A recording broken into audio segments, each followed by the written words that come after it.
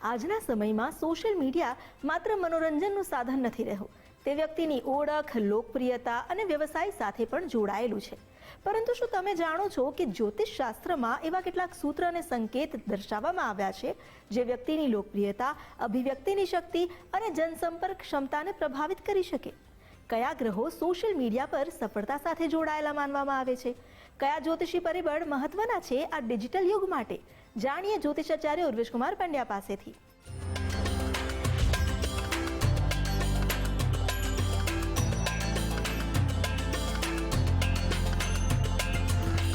ब्रह्मा मुरारेस्तु प्रांतकारे भानुषजे भूमि सुतो बुधश्च गुरुश्च शुक्रश्च निराहु केतव सर्वे ग्रहा शांतिकरा भवन्तु. नमो नमः. તમારા બધાનું સ્વાગત કરું છું આધ્યાત્મિક મહાશક્તિમાં.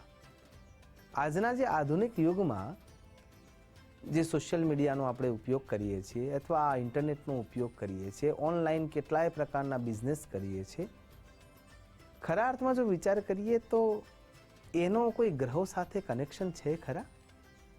અને કુંડલીની દ્રષ્ટિએ જો વિચાર કરીએ તો શું આ આધુનિક યુગમાં જે નવા વિસ્તારમાં આપણે કાર્ય કરી રહ્યા છીએ અથવા ઓપોર્ચ્યુનિટીઝ જે ખુલી રહી છે યુવાધન માટે, શું એમાં કોઈ ગ્રહો એને અસર કરી શકે છે ખરા? અને એ ગ્રહો દ્વારા એમાંથી લાભ મળી શકે છે ખરા? હા, મળી શકે છે. જેમ કે બુધ મહારાજ અને કુંડલી, આ બંનેને જ્યારે તમે ધ્યાનથી જોશો તો આપણને સમજાય છે કે વાણીના દેવ બુધ મહારાજ છે. એટલે કે જેટલા પણ ક્રિએટર છે, ટેકનિકલ સ્કિલ જેના અંદર છે, જે વિશ્લેષણની ક્ષમતા ધરાવે છે, જેની પાસે વાણી, બુદ્ધિ, તર્ક અથવા દૂરસંચારના માધ્યમો સાથે એ જોડાઈને કામ કરવા માટે જઈ રહ્યા છે, જેને આજના સમયમાં નવા નામથી જો વિચાર કરીએ તો કન્ટેન્ટ ક્રિએટર જે તૈયાર થઈ રહ્યા છે, એના આધારે જો વિચાર કરીએ તો એમના માટે કોની આરાધના જરૂરી છે? બુધ નારાયણની. એટલે કે બુધ જે ગ્રહ છે એની જ્યારે તમે આરાધના કરો છો અને એની સ્થિતિ જ્યારે પ્રબળ હોય છે ત્યારે જે ક્રિએટિવ આઈડિયાઝની જરૂર છે એ એમને મળી શકે છે. બુધ દેવનું કામ શું છે? જે તે ગ્રહ નક્ષત્ર સાથે જોડાઈને એની પ્રકૃતિને એડ ઓન કરવી. એટલે કે શનિ મહારાજ સાથે જો જોડાય છે તો એને ન્યાય અને નીતિ સાથેનું કાર્ય જોવા મળે છે. અને એમાં પણ કુંડલીના અંદર 3જો ભાવ, 5મો ભાવ અને 11મા ભાવમાં જો બુધ શુક્ર મહારાજ અથવા રાહુ મહારાજ અથવા ચંદ્ર મહારાજના જોડે જોડાયેલા છે અને જો સાથે ગુરુ મહારાજ પણ ક્યાંક ને ક્યાંક જોડાય છે તો સમજવાનું છે કે આ વ્યક્તિ ખૂબ જ સારું ક્રિએશન કરી શકશે. અને ગુરુ મહારાજ નીતિ સાથે જોડાયેલા છે, ન્યાય સાથે જોડાયેલા છે, જ્ઞાન સાથે જોડાયેલા છે. અને જ્યારે બુધ મહારાજ જ્ઞાનના સમય સાથે જોડાયેલા છે ત્યારે એ પ્રમાણેનો લાભ આપશે. તો આ પ્રમાણે કુંડલીના આધારે પણ આ સિદ્ધ કરી શકાય છે, સમજી શકાય છે અને એનો લાભ પણ લઈ શકાય છે કે કેવી રીતે સોશિયલ મીડિયાના ક્ષેત્રમાં પણ આગળ વધી શકાય એમ છે. એનાથી આગળ જો વિચાર કરીએ તો જે ગ્લેમર તરીકે કામ કરવા માટે ટેવાયેલા છે, જેને નવા વિચારો આવ્યા છે, ચારે બાજુની જે લેવિસનેસતા છે એ લેવિસનેસતા જેને પ્રાપ્ત કરવા માટેના વિચારો છે, જેમ કે એઆઈ ક્રિએશન છે, એઆઈ ડિજિટલ માર્કેટિંગ છે, કે કોઈ પ્લેટફોર્મના ઉપર એને ડિજિટલ માર્કેટિંગના ઉપર કામ કરવાનું છે અને એમાં એને અચાનક ધન લાભ થાય છે અથવા કોઈ વિડીયો જલ્દીથી વાયરલ થઈ જાય છે, તો એના પાછળનું કારણ શું છે? કે જે બ્લોગર તરીકે કામ કરે છે તો એના પાછળનું કારણ શું હોઈ શકે? તો ગુરુ અને રાહુ સાથે બુધનું જોડાણ, અને એ પણ 3જા ભાવમાં.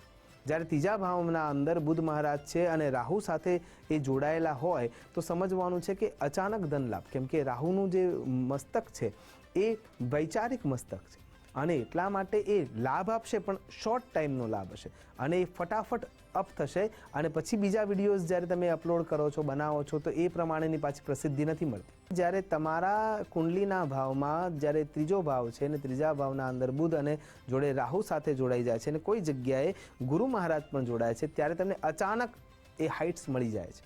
પણ પાછું જ્યારે એ હટી જાય છે ત્યારે બીજા, જેમ કે કોઈ એક ગીત બહુ જ પ્રખ્યાત થઈ ગયું, મિલિયન્સ ઓફ મિલિયન્સ એમાં વ્યૂઝ આવી ગયા, એની જે ઉપજ આવવાની હતી એ ઉપજ તમને મળી ગઈ, પણ પછી બીજું કોઈ તમે ક્રિએશન કરો છો અમુક સમય પછી, ત્યારે એ એટલું લાભ નથી આપી શકતું.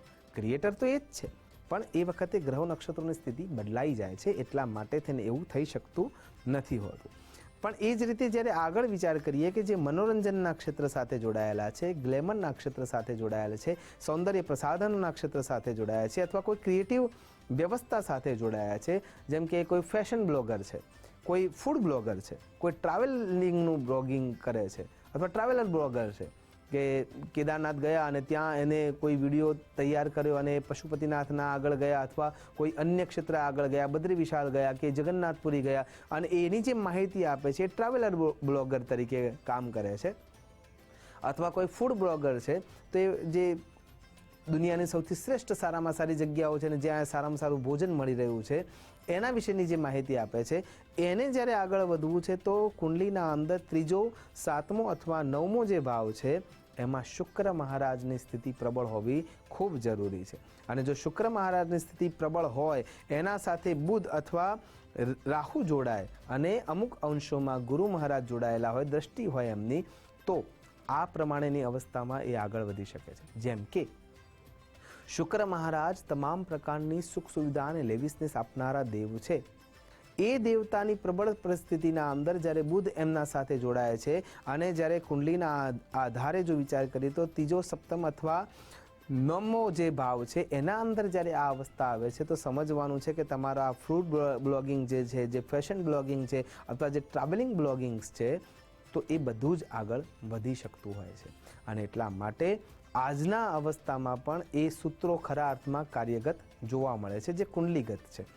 એનાથી આગળ જો વિચાર કરવા જઈએ તો મનોભાવ, અભિનય, લેખન, ભાવનાત્મક વિચારો અને જે ષડરસ છે એ ષડરસ સાથેનું અને 9 પ્રકારની જે સિદ્ધિઓ છે, આમ તો 8 પ્રકારની સિદ્ધિઓ, પણ 9 પ્રકારની સિદ્ધિ એટલા માટે કે આપણે એડિશનલ યંત્ર સાથે કામ કરી રહ્યા છીએ. એટલે કે જે દિગ્દર્શનનું કામ કરી રહ્યા છે, પ્રોડ્યુસિંગનું કામ કરી રહ્યા છે, એના માટે જો તમે વિચાર કરતા હો ત્યારે વિચારવાનું છે કે બીજા, ત્રીજા, 10મા અને 11મા ભાવમાં સૂર્યનારાયણની, બુધ મહારાજની, ગુરુ મહારાજની અને ચંદ્ર મહારાજની સ્થિતિ પ્રબળ હોવી જરૂરી છે.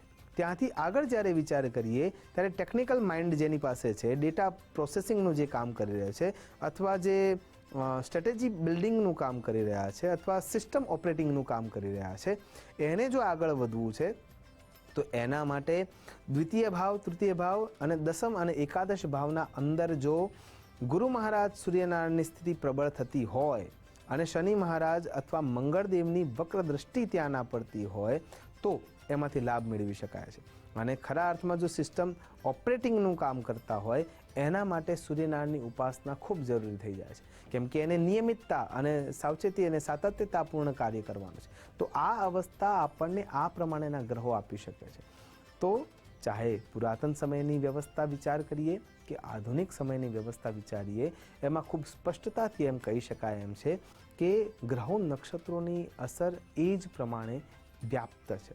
કેવળ ધ્યાન રાખવાની જરૂર એ છે કે એ અવસ્થામાં જે તમે ક્રિયા કરી રહ્યા છો એની સર્જન સૃષ્ટિમાં કયા દેવ તત્વનો અધિકાર છે. આશા કરું છું કે કુંડલીગત મળેલા આ ઉપાયો થકી આપણે આપણા કાર્યક્ષેત્રને પ્રબળતા અને પ્રશસ્તતા આપી શકીએ, એ જ અભ્યર્થના સાથે નમસ્કાર. અસ્તુ સદા શિવોહમ. નમો નમઃ.